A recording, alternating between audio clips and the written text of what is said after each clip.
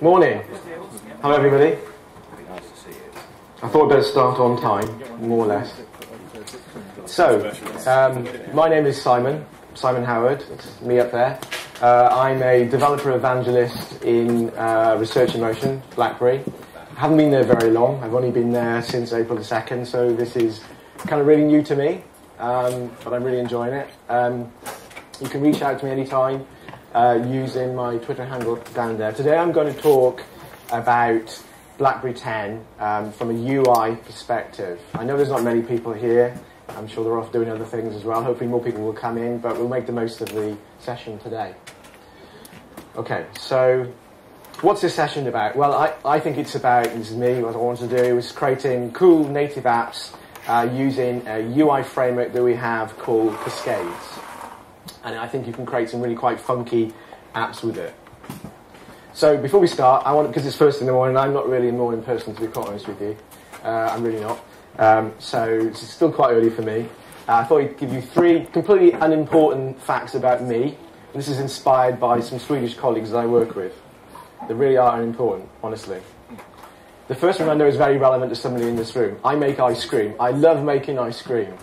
I'm a bit of a nerd in terms of cooking and stuff like that. I don't do main meals very much, but my wife will ask me because what I like doing is things like chutneys and stuff like that. But one thing I particularly like making right now is ice cream. I bought an ice cream maker. I love making it. And the fact there was ice cream out there yesterday, I was really excited about it. And I can see the gelato thing down there now, and I'm really excited about it. I know it's nerdy. I can't help it. I accidentally chopped the top of my finger off when I was age 5. These are unrelated facts, right? But I thought I'd help, liven it up a little bit. Basically, caught it in the door, chopped the top of my finger off, hanging from the skin at the end. It was horrible, but it's a fact about me. This is one that people will never believe, but I was in a boy band, of sorts. The truth is, I was in the band at school. They had boys in it. I call that a boy band. Nobody ever believes it. Right, serious stuff. Okay, so I'm going to talk first because some people might have missed the session yesterday that Luca there did about BlackBerry 10 architecture. I'll make it very quick and I'm just going to overview it. This is a slide showing the architecture of BB10. So basically the bottom line is if you want to develop an application for BlackBerry 10, you've got a few routes you can go. You can develop a native app, a HTML5, what we call WebWorks app, or an Adobe Air app, or you can basically repackage a Android application. I'm just going to talk about native, so I'm literally just going to talk about some bits in the middle of the diagram here and some bits on the right. So before I talk about that, let's just talk about what you have in a BlackBerry 10 device. So you have a QNX kernel, which is a true multi-threaded operating system. And we already have a device on the market called the Playbook. Surprisingly, very few people still know about it. It's actually quite a funky tablet. You can do an awful lot with it.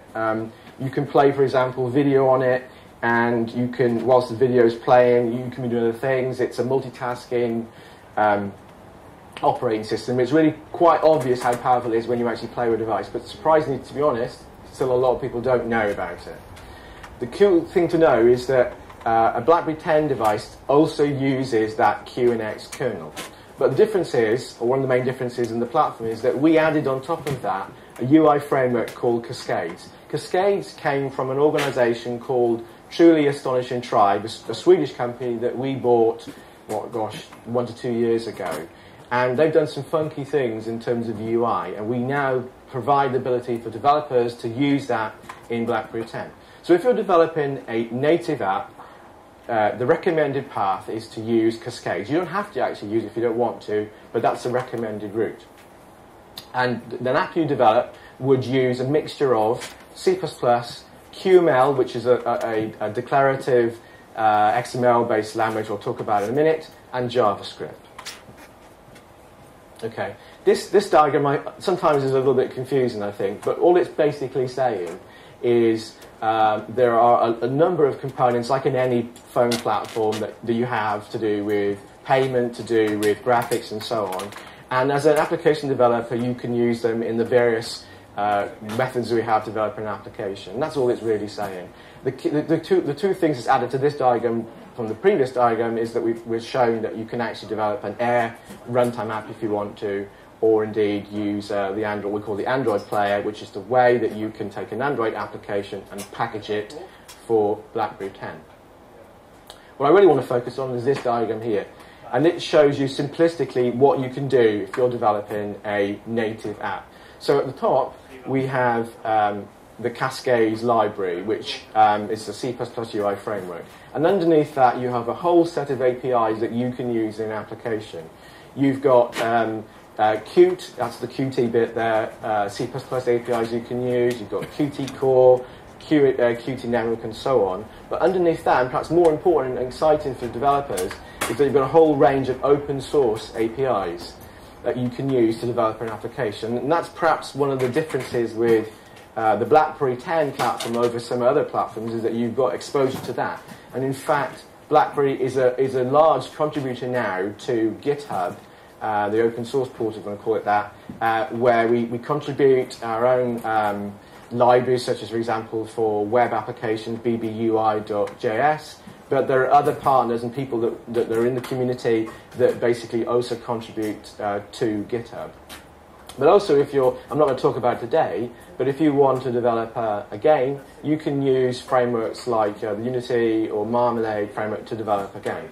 And of course, at the real bottom level, you've got APIs for SQLite, OpenGL, and so on, as you would expect on a platform. Right, let's talk about Cascades, the new bit. The boring bit's over, let's talk about Cascades. Okay. This is not my title, but I actually quite like it. Cascades is not really your dad's framework. What it really means is quite powerful. That's what it's basically saying.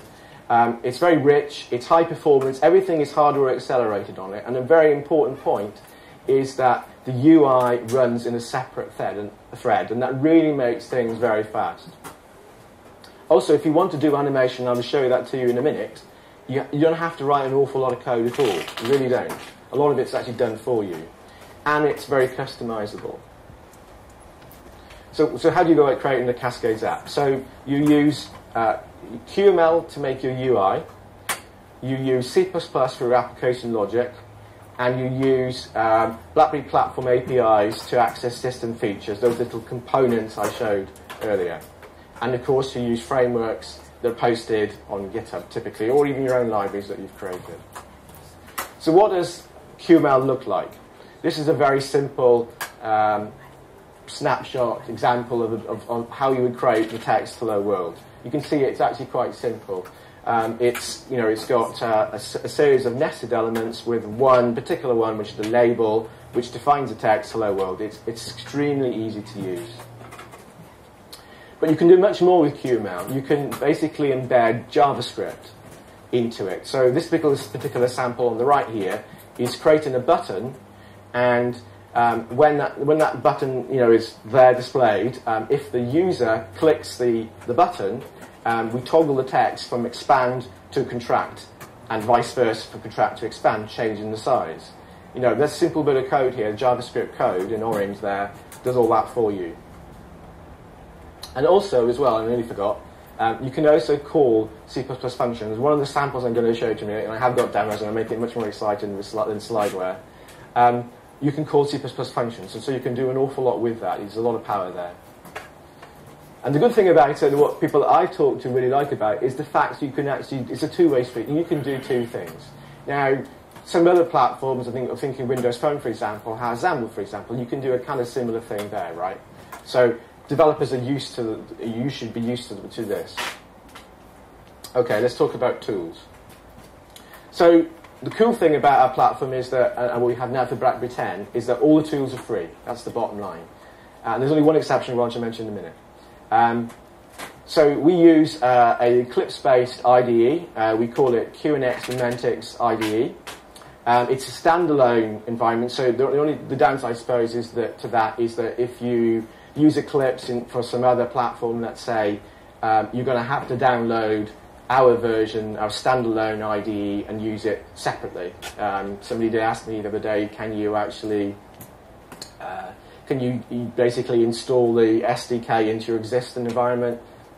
No, not really, is the answer. And when you download the SDK, you get the ability to basically develop and deploy to a simulator that comes with it, or to a real BlackBerry 10 Dev Alpha device, which I'll talk about in a little bit. You can develop on the platforms you see there, Windows, Mac, and Linux.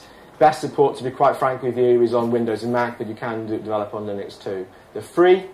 The one gotcha I mentioned in terms of the cost is that basically if you're developing on Mac, you have to, I believe, if I remember right, you have to actually buy the VMware player rather than get it for free. You have to do a little bit more with that. But I've heard it is possible to use other virtual machines with the simulator, but I've not tried that.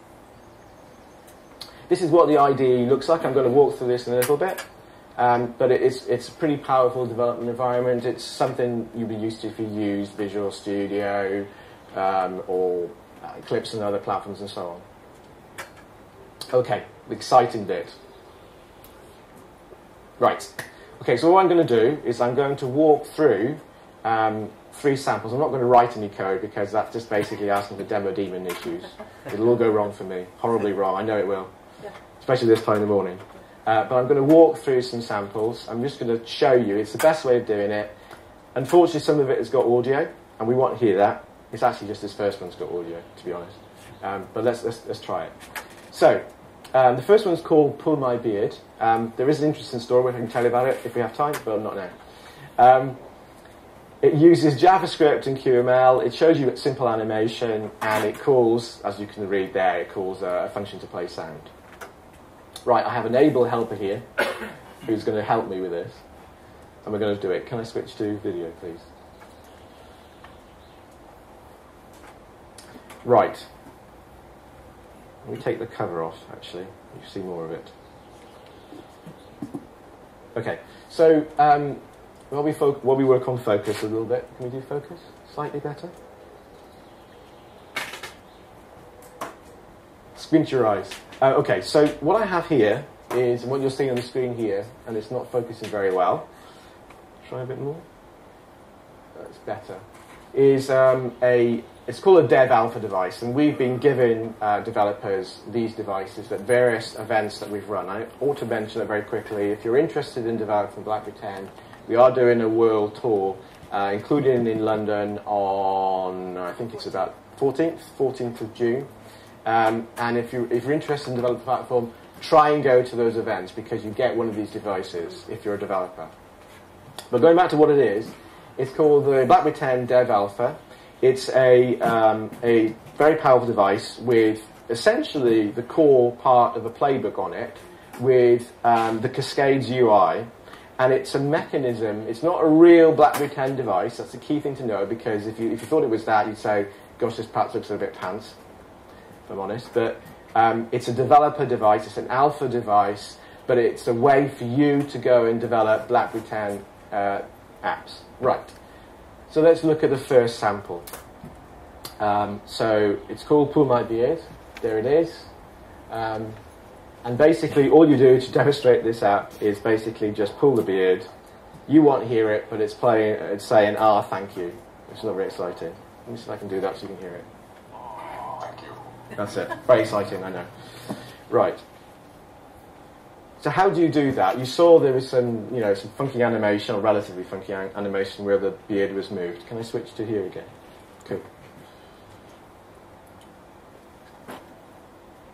Okay, actually, I got ahead of myself.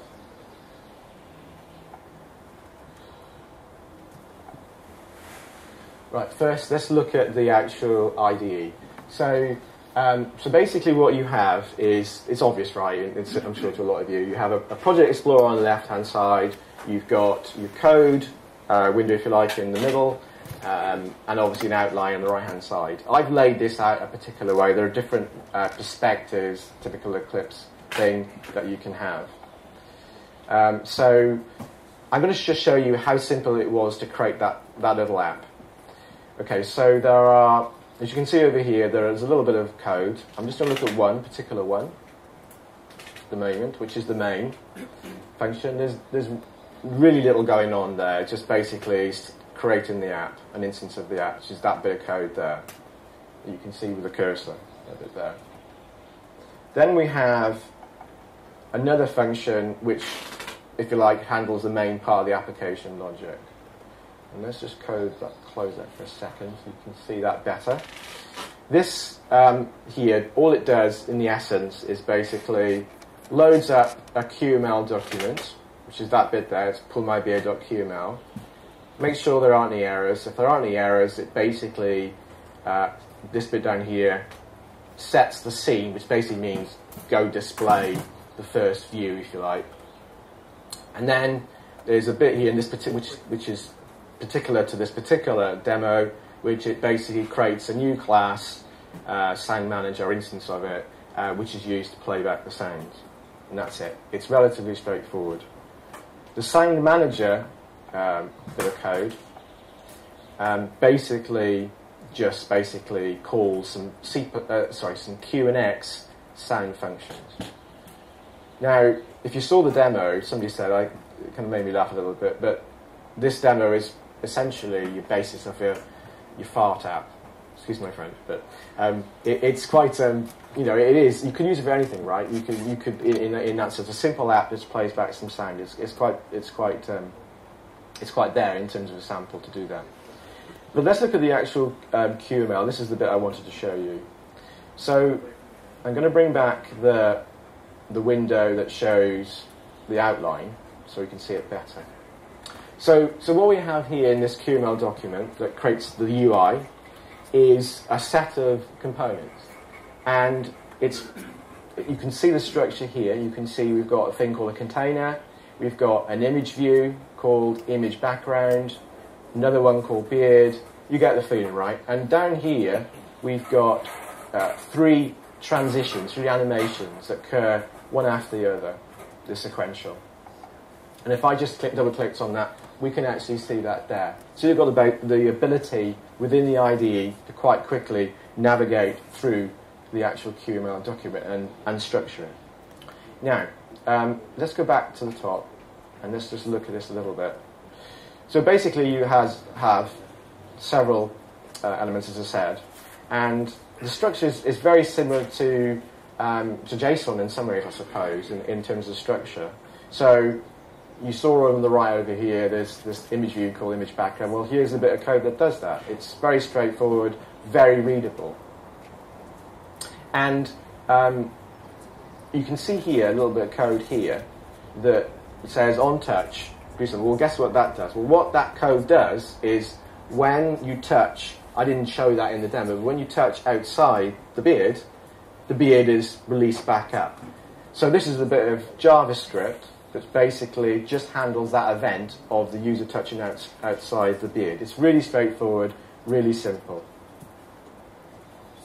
And then we've got, further down here, apologise for the scrolling, we've got the definition of the actual image, which is the beard. You can see there, we define the ID for it. And we've got some code here, which I kind of showed earlier, which handles the animation. And then the other bit of code related to it is, if I just expand this window so you can see it better, you've got several event handlers associated with what happens if the user touches the beard. So if the user touches the beard, then we basically handle the on-started event and we play the sound thank you. And then,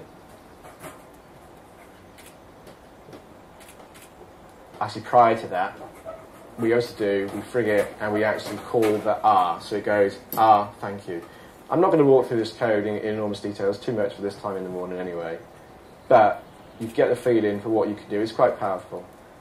And the bottom down here, we've got some, it also shows you how easy it is to call some JavaScript functions. So there's one here which is release beard, which is called inline from the JavaScript code up here. So it's very powerful what you can do. Now what else you can do in the IDE, this is not the best app to show that, but you can quite easily preview the actual, bear with me a second, user error, the actual graphics itself. I went the wrong way.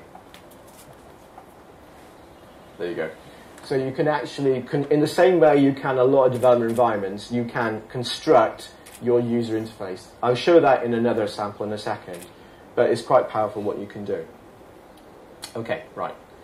Let's leave it at this particular sample for the moment. I want to move on to another one. Okay. Can I borrow the cameraman again? We switch to video. Okay.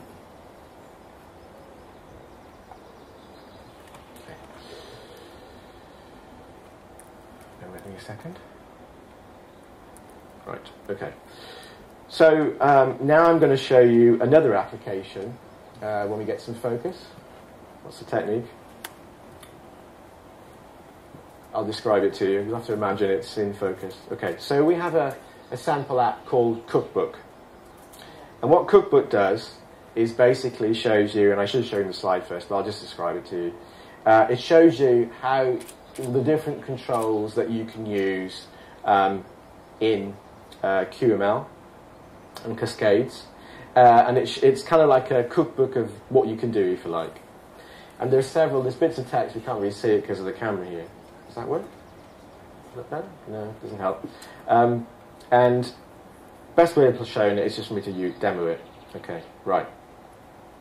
So the first one demonstrates basically taking an image in and out of the screen. So we have two eggs. We've got a slider control down the bottom down here. If I select that, egg comes in. Select it again, egg comes out. Another one is this one up here, which basically is a button demo. And we've got 3 buttons there. I can tap the button, and some of the other buttons are then disabled. It's quite simple, quite straightforward. And then we've got another one here, which basically shows some pints of beer. And I can select a drop down here, change to 4. Suddenly we've got 4 pints of beer. It's very simple, obviously. And finally, we've got a demo of changing the dock position, tap in the center, in the bananas come, out they go. Now, what I want to say is, basically, if you download the SDK I mentioned to you earlier, you can actually download all of these samples from GitHub, and you can play around with the code. Okay, I'll finish with them. Okay, can I have the back? Okay. So, right. So that cookbook application you saw there, we actually have 2 versions of that. And I'm going to show you one version versus the other. One is written almost completely in QML, and the other is written primarily in C++.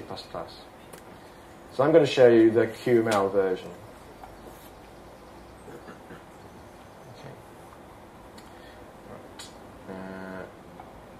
So you have, for this particular project, a whole set of QML documents, and I'm just going to focus on 1 or 2 of them. So I'm going to focus on this one first. This is the QML document that creates the buttons that I showed to you. It's basically just 3 buttons. What I'm going to do, I'm going to imagine I'm actually designing this, and I'm going to bring up the little design view I showed you earlier. There you are, you see the 3 buttons, a lot clearer this time than on the actual device. And over here we see the actual QML associated with it. And you can see, if you look, hopefully you can see it here, we've got the definition of the top button. It's called fruit button. So that name, fruit button, can be referred into JavaScript code anyway. You can do anything you need to want to do with it. But in line, I can go and change this title straight away. So I could say ripen fruit. And there you see it change. So it's obviously quite powerful. I can change, if I want to, the particular image that applies to it. That wasn't very good. You can see it there. That's the image file. I can say, well, what happens when I click it. But also, I can do things like, let's go back to the other view. I can define, you can see at the bottom down there, there's a fruit, which is new fruit. You can see here, if you look carefully, the definition of that bottom button, new fruit. And what I can do is I can enable or disable that button, basically simple things like that. There you go, it's enabled. So what I'm doing, quite easily really, is showing, and I'm sure you're used to this in other platforms as well, it's quite easily defining my UI. Somebody who can't code could always write this, or develop the UI for it. And then, at the same time, if I'm going to do more funky stuff, obviously clearly I will, then I can define in the app what I want to do when a button is pressed, for example, down here. So it's pretty powerful. Okay. So let's look at the other one of the other ones I showed to you, which was the moving eggs. So this one, basically what it does, this little part of the app, is it basically takes the egg, just remind you, and takes it on screen or off. So how is that done? So basically, there is, if you want to call it, a custom element that we create. So this is talking about a custom control, if you want to call it then, called animation egg. And we've given it a unique name in this particular case of more egg. And there's actually another animation egg somewhere else here, I believe. Somewhere here. No, it's not actually. I'm taking a different example. So what do we do with this egg? So we basically bring it in, bring it out. So what do we do? So we've basically got here two animations, two transitions. One to show it, and one to hide it. And to do that, so if we want to show the egg, bring it off on screen, we basically move it to that position for that length of time. And when we stop moving, we call this function play stopped animations. And play stopped animations is a JavaScript function which is down here.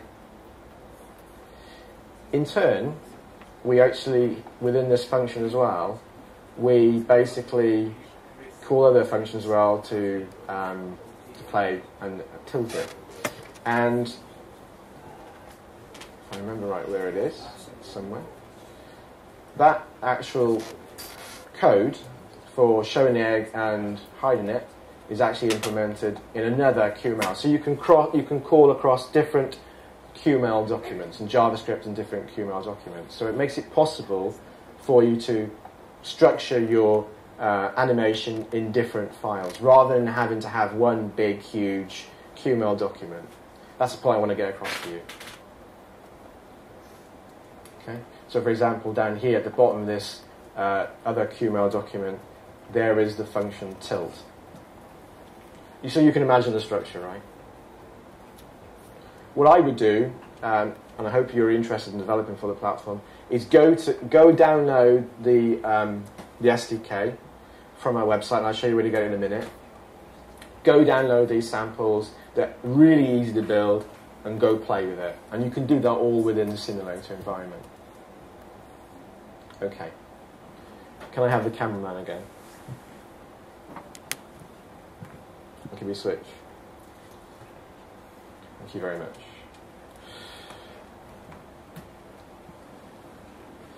Now finally, I'm going to show you something which is closer to a real application. And I'm not going to walk through the code for this in particular. I'm just going to show you what you can do with something which is not really a sample, something a bit better than that. Again, but it is still available on GitHub. And this is called Guesser. This is a really optimistic weather application.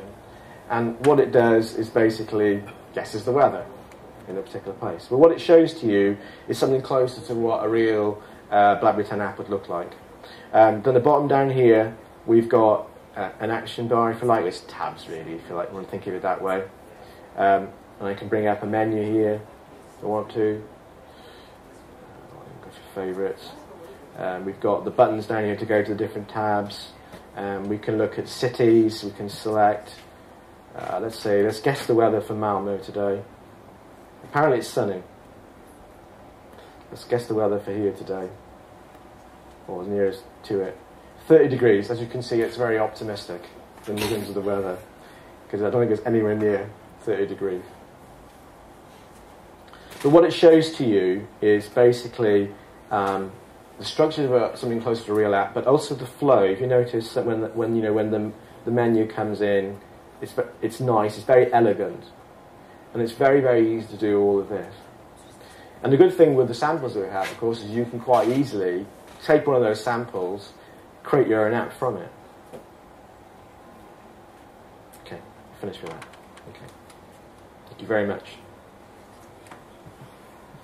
Back to the perfect. Thank you. Okay, so I'm going to jump through this. Right. So, how do you get started? Oops. Beg your pardon. So the demo demons did visit me. I went to the wrong slide. Right. So how do you get started developing for the platform? So we have basically a very good portal called developer.blackberry.com. If this is the home page for it. If you go to that site, there's basically a set of microsites off that. And we, basically if you want to develop for native, clearly you go to the one on the top there, the C++ native SDK microsite, and you can download everything you need from that site. The SDK, simulator, information, tutorials, and so on. It's quite detailed. So you download the native SDK from there. This is something to be quite honest with you, it is a little bit painful on the platform. You have to register for signing keys. I know you have to do that on other platforms. It's easier than it used to be for BlackBerry apparently, but it's still a little bit painful. But once you've done it, you've done it. If there are step-by-step instructions on the website what you need to do, but once you've done it, you're sorted. The only thing you mustn't do is lose your signing keys. If you lose that, you have to redo it, and it's a bit of a pain. You have to also, as well, if you have a device, so if you go to the World Tour event in London, for example, you get one of these devices. To actually deploy to this device, you need to get what's called a debug token. But again, it's very easy to do. You just do that within the environment, as shown there. And then you can go create your app. So that's it. I'm done. I finished early. Has anyone got any questions you'd like to ask me at all about BlackBerry 10? Any thoughts at all? Is there a link to the GitHub on BlackBerry.com? Yeah, there is.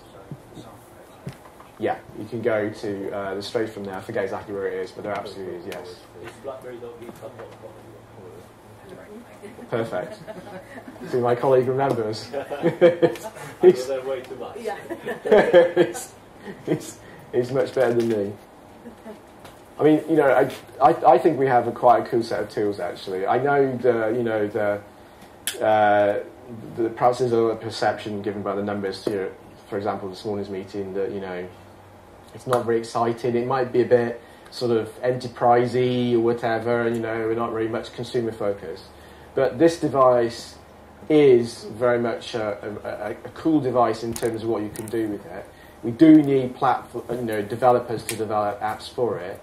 I didn't talk about it today, but the bottom line is that it is entirely possible as a BlackBerry developer to make more money on other platforms. I haven't made today's presentation about bashing the other platforms. That's not the thing to do. But you can actually make quite a bit of money, and there are even incentives on the platform that we have to actually, for example, the 10K. I don't know what the official name is for it, but basically, if you make an app and you certify that app, and you basically in 1 year make more than $1K in sale. So if you make $1,000.01, then basically in that year, if you don't make any more than that, we will give you the difference between $1,000 and $10,000. That's that's a good deal, and more about that will be publicised soon. But we have a very good initiative. Also, we have a very good set of resources out there that are here to help you develop applications. So I'm in the developer relations team. We've got 2 other people, actually 3 other people from that team in this room. So whilst there's not an awful lot of excitement in some ways about the platform at the moment, believe me, there will be more, and it will be quite an interesting platform to develop for. And for you as developers, it will give you a lot of opportunity. But at the moment, the perception is sometimes it's all, Blackberry's either sort of focused on enterprise, which we're not, or we basically are in the throes of death and so on, which we're not, and so on. But, please stick with us. I know there's only a small number here, but please do try our stuff. Download the SDK, play with it. It's fun, which is one of the reasons why I do what I do, right? I like playing, I like doing stuff like that. But also, there's some money to be made as well, which is probably why you do it as well. Even for a hobbyist developer, which you might be, you can still make some money out of it. So that's my little sort of chat. Okay, thank you very much. Thank you. Did your finger grow back? Good question. It basically, if you want the story, I had it sewn back on, yes. It was basically, and it's sort of kind of bent to the top up there, basically. Can't really see it from there, but it was, I still remember it. I said it was uninteresting, but it's kind of interesting. In an interesting way. There you go. Any other questions like that then? Do you want to know about ice cream? I can tell you about ice cream if you want to know. But I have an ice cream expert there from an application point of view. What I wanted to ask you, Simon, is if you're aware that 2 Scoops is being made for Playbook. No, I'm not aware of that. And that is the reason that we have Gelato here is because of my app, 2 Scoops, which was really fun. Another aspect, I was lucky to be able to go to the Blackberry conference jam in Orlando, and 2 Scoops was a finalist in App Circus. Right.